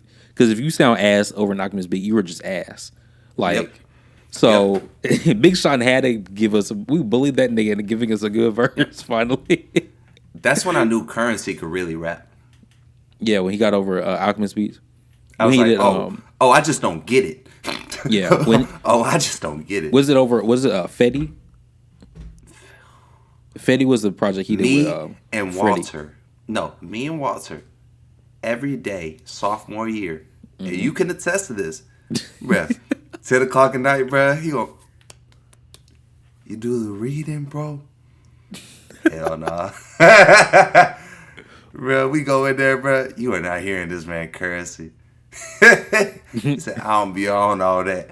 They be wherever I'm at. I be wherever they at. I pull up in a what's this. I came back in a what's that. Like, I love Fetty till this day. Yeah. Till this day. Yeah. Pull up with my now and later Gator song. Bitches hit my phone and you know we can do it all night, baby. Mm-hmm. Somebody that actually liked that album knows exactly what song I'm talking about. Yeah. Yeah. Fetty was a good project. Fetty was a good Great. project. I never thought I good wanted to project. hear Currency and Freddie Gibbs together. That's a great pairing. That's a great pairing. Like, there's some pairings that are just like meant for, like, I think Larry June and Mac Homie would be crazy. Like we said I'm earlier. telling you. Currency, That Larry June and Matt Comey would go. Currency and Freddie would go crazy. I mean, it does go crazy. We all know that. Yeah. They proved the concept with 7 tracks. Yeah. Shit. Who else, man? I say even Alchemist and Hit. That shit was tough. You know, I still have not listened to that song. I'm gonna listen to it today. I'm gonna listen. I ain't to it gonna today. lie, slipping in the darkness, but you never catch me slipping in the darkness. Like you can tell that as long as Alchemist has been in LA, Griselda did a number on that man, bruh. My soul clatters with the like if you didn't know that was Alchemist, you would have been like, bruh, this nigga is a hotep.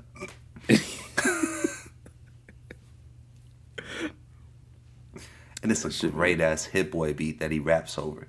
And like when they switch over to the Alchemist side, like Hit Boy did his shit. Yeah, yeah. I never saw something on the boom bap beat, Metro Boom. Yeah, he named everybody, bruh. Do you think more producers are gonna start rapping and No. like? Okay. No. I think that just proved. I think that proved the gap.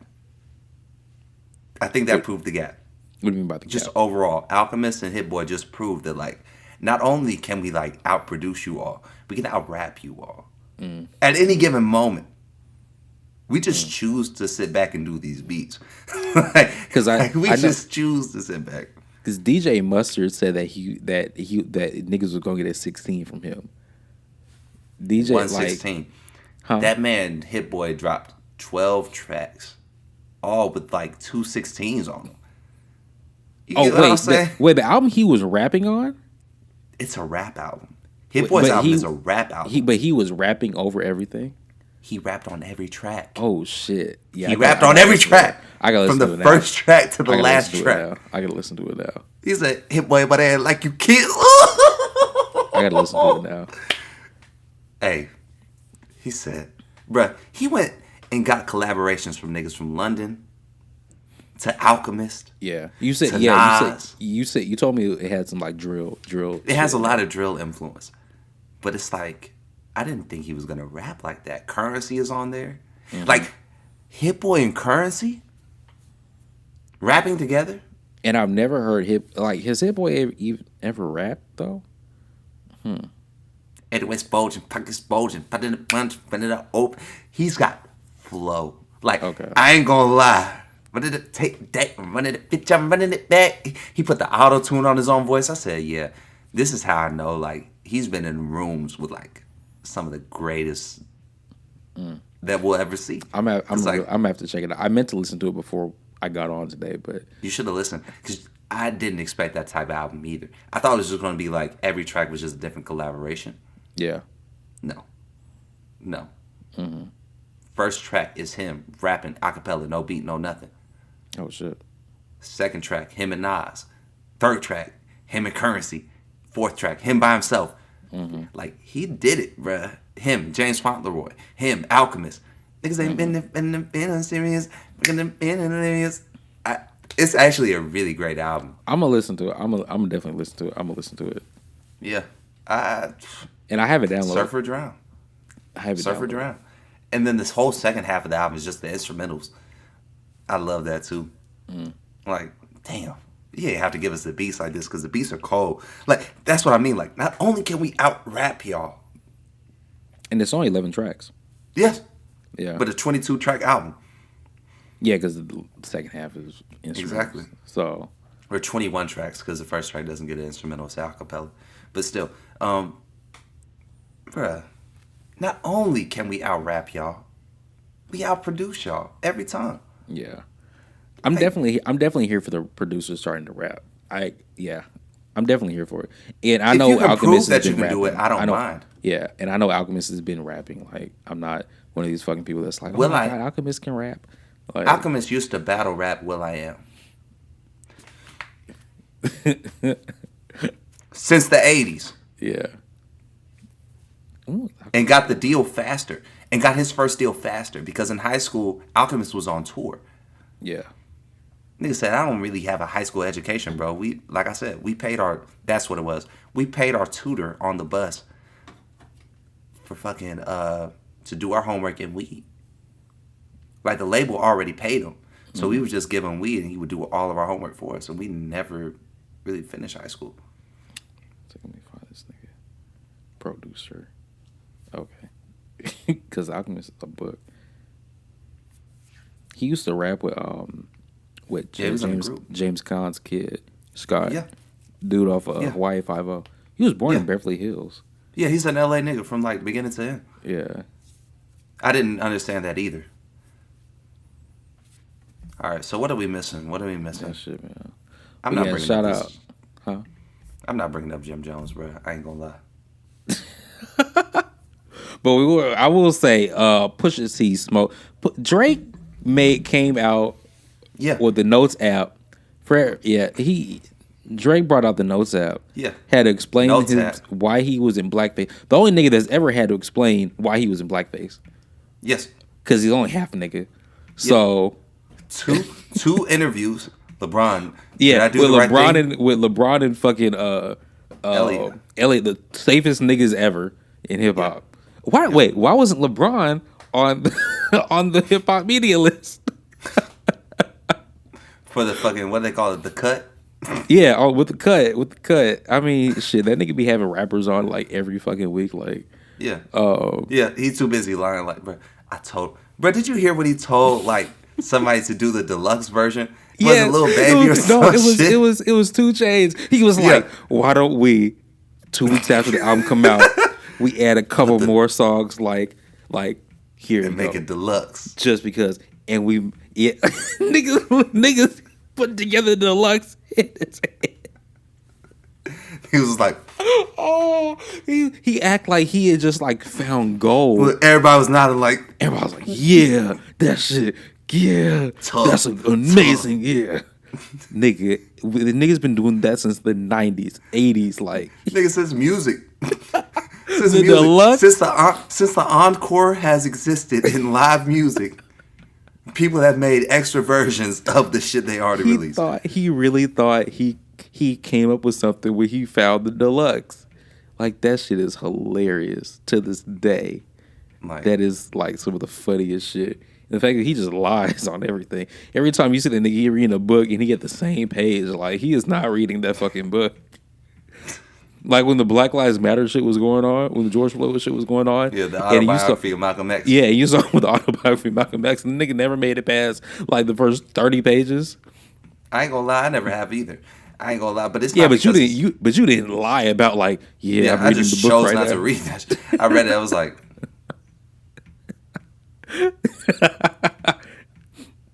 Like, because it's an ass told by Alex Haley. So it's like, okay, you took all these interviews and whatever you did with Malcolm, and then you just retold a narrative. Mm-hmm. I'll just watch Denzel retell the narrative if I wanted that bad. Right. But yeah, we're not gonna let you niggas come out here and lie about Drake beat Pusha. Nigga, that's some bullshit. Drake was scrambling. Drake had to get his deal back with Nike. Right, because he was because Pusha fucked up the Adidas deal.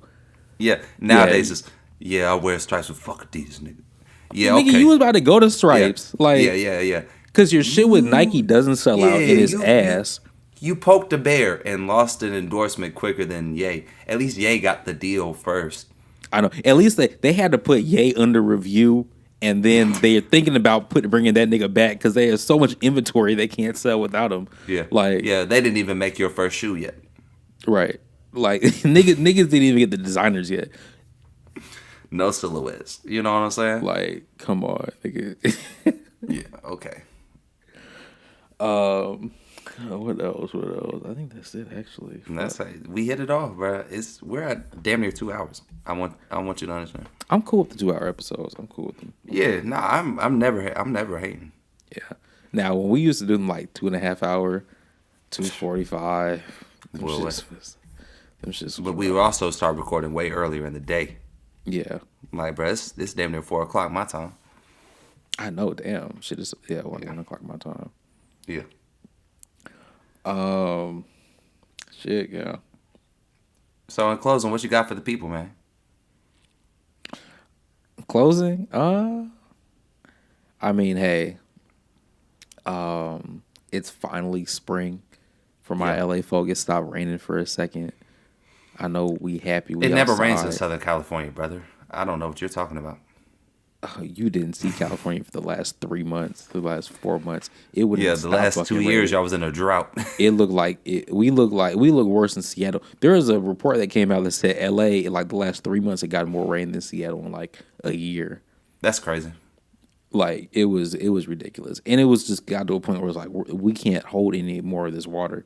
All of our reservoirs and shit are filled. The sewers are filled with water. Like, but yeah, like shit. You see me? I'm not wearing no hoodie. This t-shirt chain out. This is the same t-shirt from last night. Nigga woke up and got on the fucking niggas on the Don, bro. I knew when he started live tweeting. I said, bro, wherever he is, there's some tequila involved. I was on the Don. I know. Fuck Casamigos. Casamigos. You talk to any Mexican person, they will say, "Do not drink Casamigos." Yeah. You got to listen to your Mexican friends about what tequila and Mexican food to eat. Because you can get some bullshit. Jesus be putting me on. Oh, yeah. Nigga named Jesus, he going to give you some good recommendations. What? Every time. Yeah. If you are wondering how I got verified, I paid for it. I was about to say, bro. I already know. We know how you got the check. And if you have anything to say about that, then fuck you. You don't have fake pages. Yeah, and there's certain people I want to direct that to as well. I already know. I'm already knowing. The episode 20 gonna be something sick. Episode 20. That might be the Red Tape episode.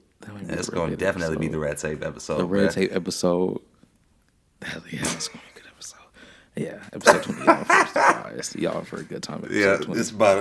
This episode might be brought to you by Don himself. Sponsored by Don Julio. Don himself.